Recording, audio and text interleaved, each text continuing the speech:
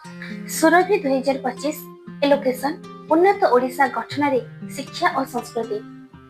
सम्मान्य सभापति महोदय, आदरणीय मुख्य अतिथि महोदय, एठारे उपस्थित थिबा मोर पूज्य शिक्षक शिक्षयित्री वृंद एवं मोर भाई भौणी माने, एठारे उपस्थित समस्त गुरुजनक पादपद्मरे प्रणाम जणाई मु एपरि विषय उपरे कहिबाकु आसिछि जाहाको सुनी मो मनरे गर्व एवं दायित्वर भावना जागृत होइछि। उन्नत ओडिशार गठनरे शिक्षा और संस्कृति।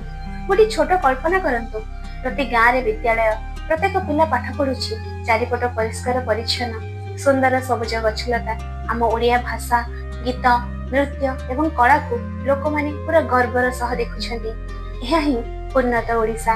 ओडिशा केवल मानचित्र रे अंकित गोटे राज्य नुहे, यह जगन्नाथଙ୍କ भूमि, कोणार्कर कारुकार्य, चिलिकार लहरी, शिमिलीपाଳର जंगल।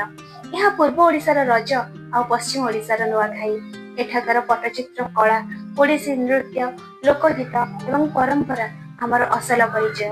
आम राज्यर एही अमूल्य संस्कृति को सजाई रखिबा एवं आगको बढ़ाइबा आमर कर्तव्य एवं दायित्व। मो प्रियर सांग माने, शिक्षा हेउची सही सीढ़ी जहा द्वारा आमे सफलतार शिखर छुई परिबा। शिक्षा आमको भाबिबा, बुझिबा, निर्णय नेबा एवं भल मनिष हेबाको शक्ति दैଥାଏ।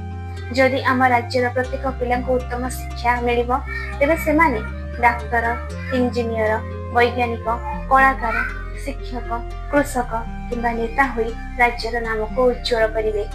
शिक्षा आमको दारिद्रता एवं अज्ञानता बाहर करी आने उज्जवलता आड़क नहीं जाए। किंतु केवल पाठ नुहे, आमको आम संस्कृति को बुझिबा एवं अपनाइबा आवश्यक। आमर ओडिया भाषा, आमर पर्वपर्वाणी, आमर नृत्य एवं कला यह आमको अन्य मानक ठारो अलग परिचय देइथाय। जदि आमे आमर संस्कृति को भूली जिबा, तेबे आमे आमर मूल को हजेई देबा।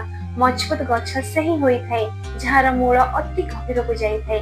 सही परी कोनसे राज्य सेतेबेले उन्नत होई थाए जेतेबेले ताहार संस्कृति मजबूत रही थाए। जदि शिक्षा आमको ज्ञान देई थाए, तेबे संस्कृति आमको संस्कार देई थाए।